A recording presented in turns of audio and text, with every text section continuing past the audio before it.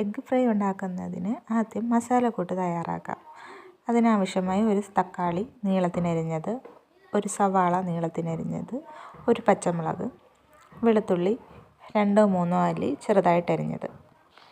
എണ്ണ ചൂടായി വരുമ്പോൾ ചട്ടിയിലേക്ക് സവാളയും കുറച്ച് ഉപ്പും കൂടി ഇട്ട് കൊടുക്കാം.